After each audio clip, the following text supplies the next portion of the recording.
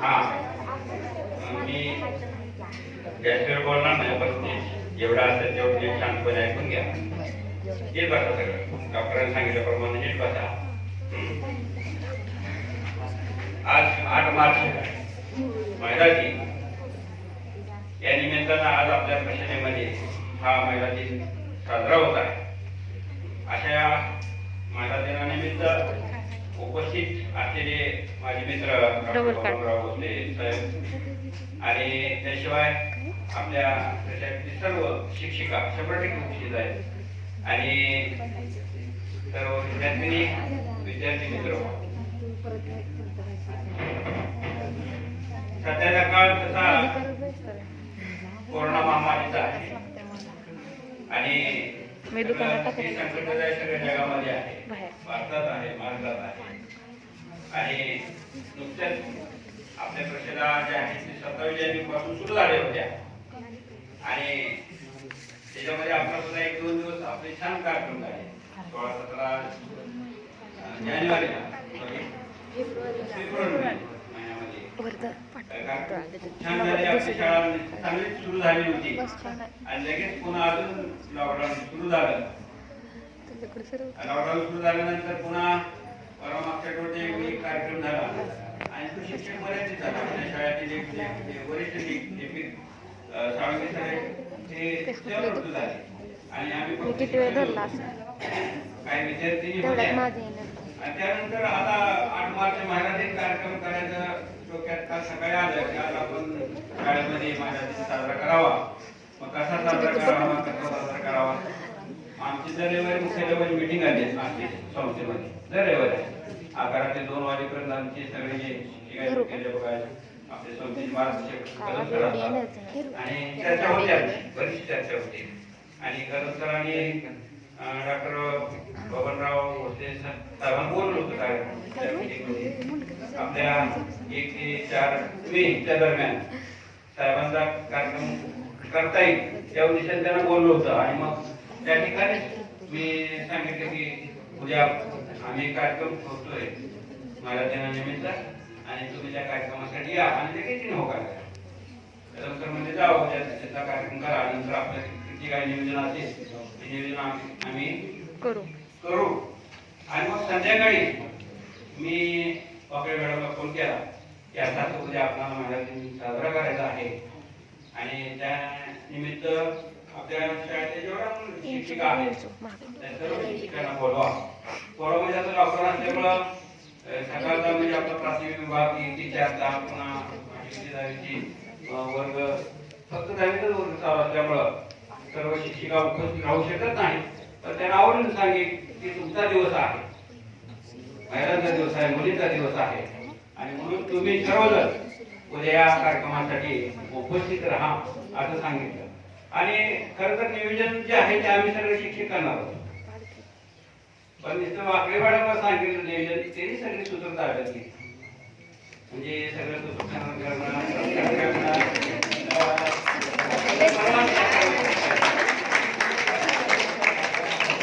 म्हणजे कसं बघायचं आम्ही सरकार बाकीचे काय करायचं नाही.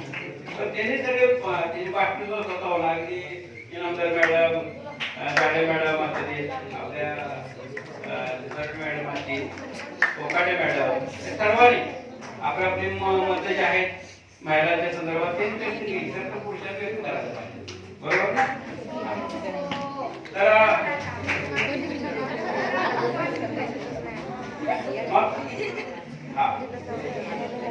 तर आपल्या ह्याच्यामध्ये स्त्री आणि पुरुष समानता आहे आणि समानता आम्ही पाळतो, कोणी असं वरचढ नाही.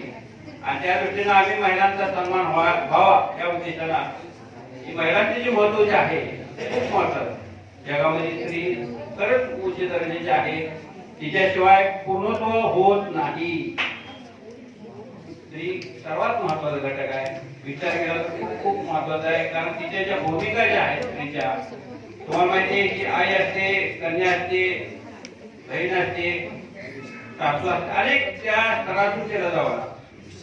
तर या गोष्टी पुरुषांना या माहिती नसतात आणि म्हणून अशा या चांगल्या म्हणजे महिला दिन जो आहे आता देशभर होते,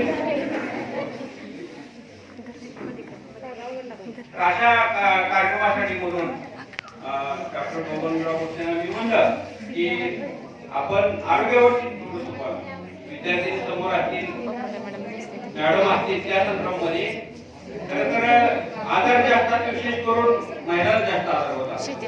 आणि मला वाटतं की मुली आणि स्त्रिया ज्या आहेत त्यांना जास्त आजार होतात. त्याचं कारण म्हणजे त्यांचं कष्ट, त्यांच्या असणाऱ्या ज्या काय असतील का प्रॉब्लेम असतील जास्त करून त्यांना असतात. आणि म्हणून जे काय तुम्हाला ते सांगायचं असेल तर ते आरोग्यावर तुम्ही थोडंसं बोला. केवळ महिलांनाच महिला दिन साजरा करावा असा काय उद्देश नाही. तर डॉक्टरांनी मी निमंत्रित केले की तुम्ही महिलावरती या मुलीवरती थोडंसं बोला. ते आले चांगल्या पद्धतीने बोलले, आरोग्यावरती बोलले. त्यांना आता सकाळी मी 6 बरोबर तयार झाली.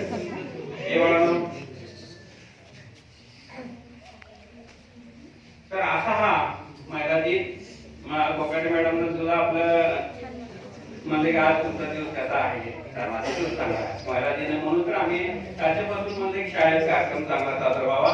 तुमचा दिवस आहे, तुमचा उत्सव आहे, मुलींचा उत्सव आहे आणि तुमच्या देशात हा खरंच एक कर्तृत्वाचा दिवस आहे आणि त्याला एक थोडासा उजाळा मिळावा म्हणून आता विद्यार्थी फक्त 10वीचे विद्यार्थी 10वीचे तो जो आहे त्या ठिकाणी आपण परिषदेमध्ये साजरा केलेला आहे.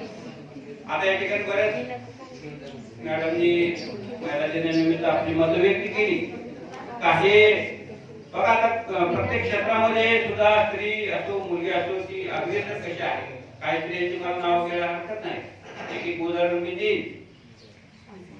प्रत्येक क्षेत्रामध्ये होते माझा उदाहरण संगीतकार असेल तर लगेच नाव येतं लता मंगेशकरचं नाव. लता मंगेशकर गान सम्राज्ञी म्हणतात. सर्व जगामध्ये ते लाल मानले. केवळ देशाच्या पाठोऱ्यावरती आज आपल्या देशाचं सर्वोच्च पद जे आहे भारतरत्न म्हणून तिला गौरव केलेला आहे, देशाने गौरव केलेला आहे. स्त्री ही फक्त बेटा तिचं जे स्वर आहे त्या स्वराच्या पाठोऱ्यावरती मोठी झालेली आहे. त्याशिवाय तुम्ही चित्रपट पाहिला असेल बाबा, आनंदी गोपाळ म्हणून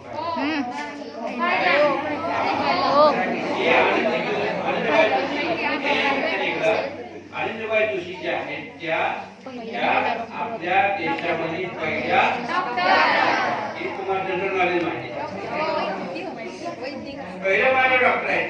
कशा झाल्या बघते डॉक्टर त्या चित्रपटामध्ये तुम्ही पाहिला इतिहास पण आपण पाहिला.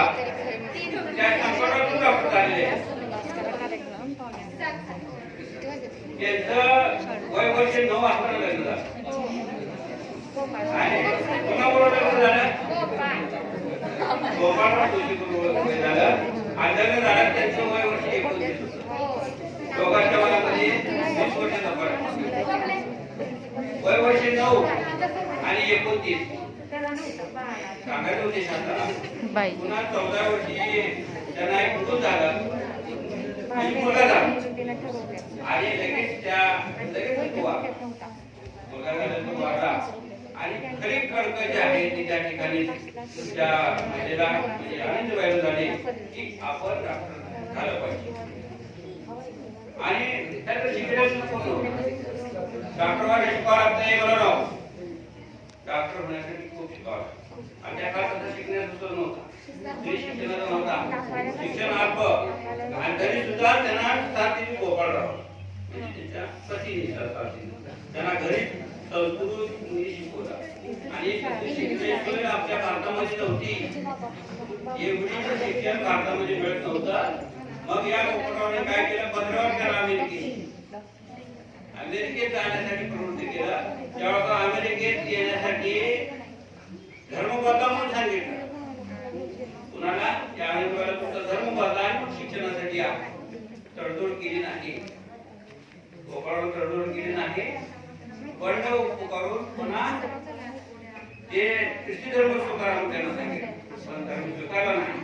आणि प्रयत्नानं कष्ट करून पुन्हा ते अमेरिकेत गेले मुलगी अनएम्प्लॉय केल्या आणि तिथे शिक्षण जे आहे एवढे त्यांनी शिक्षण पूर्ण केलं मुलांनो वय वर्ष त्यावेळेला 20 होतं 20 वर्ष कारण ते एवढी त्यांनी पदवी त्या ठिकाणी प्राप्त केली आपल्या देशातील पहिली महिला डॉक्टर त्या ठिकाणी अमेरिकेमध्ये आपल्या भारतातील प्रतिनिधित्व पहिले डॉक्टर केली तेव्हा त्या अमेरिकेने त्यांना पहिल्यांदा मानवंदना दिली तेव्हा स्वतः त्यांची मिस्टर उपस्थित होते त्यांना काय वाटतं म्हणजे त्यांना कोणी साथ दिली असेल तर पतीने साथ दिली ही पुरुषांनी साथ दिल्यानंतर सुद्धा महिला या पुढे जातात जसं म्हणतो ना यशस्वी पुरुषाच्या पाठीमागं स्त्री असते तर स्त्रीच्या पाठीमागं जर पुरुष असेल तरी सुद्धा स्त्री जी आहे ती यशस्वी ठरते त्याचं उत्तम उदाहरण म्हणजे या आनंदीबाई गोपाळ जोशी खरंच पती असू देत वडील असू देत भाव असू देत म्हणजे कोणी जर त्यांच्या पाठीमागं जर असेल तर ही स्त्री असो मुलगी असो आपल्या जीवनामध्ये यशस्वी होत असते मला तुम्ही सुद्धा कोणाची तरी भावा आपला तो भूमिका बदल असतात कोणातरी पती होत असतो कोणातरी भाव असतो तर त्या दृष्टीने सुद्धा आता भाव सुद्धा भूमिका किंवा एखादी मुलगा सुद्धा आता बहिणाबाई सोदरी सुद्धा किती अशिक्षित होती तिला लिहायला येत नव्हतं वाचायला येत नव्हतं पण सर्वश्रेष्ठ साहित्यिक बनली कवित्री बनली काय झाले असेल म्हणून तर त्यांचा मुलगा जो आहे सोपान नावाचा मुलगा तिच्या सगळ्या कविता या पुढे उजेडत आणल्या आता त्यांना कुटुंबाकडे आता एक प्रसाद दिली आणि त्या बहिणाबाईच्या कविता जर तुम्ही पाहिल्या आपली आदरावर आहे त्या कविता कोणाचे तुमच्या घरातल्या शेतातल्या मळ्यातल्या सगळ्या कविता दिसतात तुम्हाला घरातल्या मांडी असेल नांगरण्या असेल पाटाचं पाणी असेल अगदी सण उत्सव आपले जे गावठी सण आहे दिवाळी असेल भाऊबीज असेल सगळ्या सणाचे आहेत शेतातल्या आहेत त्या सगळ्या कविता बहिणाबाईंच्या आहेत जातीवरची गाणी सुद्धा त्यांची आहेत ही पूजा का करतोय अशा आहेत पूजा सात कुंजी सगळे पाठीमागून पुरुष सुद्धा त्यानंतर क्रीडा क्षेत्रात म्हणलं तर पीटी उषा एवढ्या लांब असते काय ग दिसतंय बाळू पीटी उषा तुम्ही धडा वाचायला हो धडा होता आपल्या हिंदी पुस्तकामध्ये होता मराठी पुस्तकामध्ये आपल्या पुढे धर पुढं मग तिकडं माझ्या पुढे धर रोमॅन्टिक सीन आहे एवढ्या शतांश एवढंच तेवढं फक्त त्याचं चुकलं बघा त्याचा जो खेळ होता ना 4 गुणे 100 मीटर रिले हा खेळ होता 4 गुणे 100 मीटर म्हणजे 18 शरद अगदी खांद्यावर ठेव की अवघड आज दुसऱ्या कंपनीचा पाऊस पडला तेवढं तिथं काशी बदल मॅडम बघते अगदी बाकी एक शतांश शतांचा का 100 व्हावा तेवढ्या तिथं काशी बदल उकलो होता आणि भारतातील अग्रगण्य स्त्री म्हणून आज खरं तर ती विद्यार्थी मार्गदर्शन करते आधी आहे मी सांगतो काय प्रत्येक क्षेत्रामध्ये अशी जी स्त्री जी आहे कशी कर्तृत्व कष्ट केल्यानंतर सुद्धा पुढे आलेली आहे समाजकारणामध्ये तर तुम्हाला माहिती आहे मदर टेरेसाचं नाव घेतो आपण मदर टेरेसा अगदी कुष्ठरोग असू देत किंवा क्षयरोग असू देत अशा काळामध्ये आता सध्या कोरोना रोग आहे पसरलेली साथ आहे अशा अगोदरच्या काळामध्ये सुद्धा असे रोग होऊन गेले कुष्ठरोग क्षयरोग आले ना लगेच खाला सुरू आता मी मग नाव घेतो का तुम्हाला अनिलबाई गोपाळ त्यातच ते गेलो एकच वर्ष पण त्यांना डॉक्टरचा आणि त्यांचं निधन झालं आता क्षयरोग जरी आला तर ते रुग्ण बरे होतात विषय कुठला निघाला होता की ज्या स्त्रिया आहेत त्या महत्वाच्या स्त्रिया आहेत प्रत्येक क्षेत्रातल्या स्त्रियांना तुम्हाला इंदिरा गांधीचं राजकारणामध्ये नाव घेतलं पहिल्याचं नाव आहे 16 वर्ष पंतप्रधान होता मला आपल्या देशामध्ये 16 वर्ष त्यांनी काम केलं आणि त्यांच्या काळात खूप महत्वाच्या घटना घडल्या विज्ञान असेल तंत्रज्ञान असेल वीज कर्मी कार्यक्रम असेल गरीब हटाव असेल बांगलादेशाची निर्मिती असेल महत्वाच्या की पुरुषापेक्षा जास्त पंतप्रधानापेक्षा जास्त म्हणजे म्हणतो ना आपण अशा स्त्रीनं ती कंकण मनाची जी स्त्री इंदिरा गांधी आणि खरं हे बालकोट कोणाकडून मिळालं माहिती का? त्यांच्या वडिलांकडून. की कोणाबद्दल मला सांगायचं झाला की त्यांच्या पाठीमागे सुद्धा पुरुष असेल महाराष्ट्रात असेल तरी सुद्धा स्त्री ही यशस्वी ठरते. त्याच्यामध्ये इंदिरा गांधींचे वडील होते पंडित नेहरू आणि जेव्हा स्वातंत्र्य मिळायच्या अगोदर 1947 पूर्वी नेहरूंना ज्याच्यावर तुरुंगात जावं लागलं आणि तुरुंगात गेल्यानंतर त्यांचा पत्रव्यवहार असायचा तुरुंगातून घरी आता पत्रव्यवहार होता तसं मोबाईलवर आपण बोलतो बघा तसं त्या काळामध्ये पत्रव्यवहार होता आणि पत्र ज्या इंदिराबाई तुमच्याकडे लहान असताना ते पत्र वाचायचे पत्र लिखाण त्या लिखाणातून त्यांच्यावर चांगले संस्कार झाले आणि त्यावेळेला एक चांगले बालपण इंदिरा गांधी त्या काळी मिळाले आणि खूप चांगलं नेतृत्व देशामध्ये उभारले इंदिरा गांधी. मला माहित होतं. अशा बऱ्याच स्त्रिया ज्यांची नाव आपल्याला सांगता येईल. सावित्री फुलेंच्या उल्लेख मला या ठिकाणी केला. त्यांना सुद्धा जास्त शिकलेल्या नव्हत्या तर त्यांचे पती जे ज्योतिराव फुले त्यांनी सुद्धा खूप साथ केली. स्वतःच्या गळ्याचं मंगळसूत्र विकून सुद्धा मुलींच्या शिक्षणासाठी त्यांनी खूप प्रयत्न केले आणि म्हणून एवढी आज आपल्या देशामध्ये मुलींची संख्या शिक्षणाच्या बाबतीत खूप मोठी प्रगती झालेली आहे. तुम्हाला सर्वांना माहिती आहे. सांगायचा उद्देश असा की अशा महिलांनी चांगल्या स्त्रियांचं मुलींचं कौतुक होणं आणि त्यांचे आदर्श जे आहेत ते आदर्श आपल्या समोर असायला हवे म्हणून काही मुलींची काही स्त्रियांची उदाहरण दिली. खरंच खूप सांगण्यासारखं आहे खूप बोलण्यासारखं आहे. स्त्रियांचा आदर त्याचा आदर्श मगा इनामदार मॅडमनी थोडंसं सांगितलं की आज असं घडताय तसं घडताय अत्याचार घडताय तर दिसतंय आपल्याला आपण पाहतो अशा गोष्टी नेहमी प्रसार माध्यमामध्ये येत आहेत. नको त्या गोष्टी समोर येते चांगल्या गोष्टी थोड्याशा येत नाहीत. तर आपणही आपणही म्हणजे मुलं असतील मुले असतील या गोष्टी सुद्धा आपण ह्या गोष्टी का घडतायत हे मुलं या गोष्टी का घडतायत या गोष्टी सुद्धा आपण विचार केल्यानंतर सुद्धा प्रत्येकाने या विचारानंतर आपल्याला त्याच्यापासून आपण नक्कीच परावृत्त होऊ.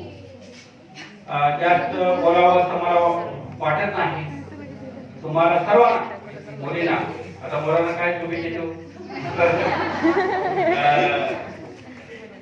मला दिनानिमित्त त्या सर्व शिक्षिका तुम्ही सर्व मुली शाळेतर्फे पुन्हा एकदा तुम्हाला मनापासून शुभेच्छा देतो.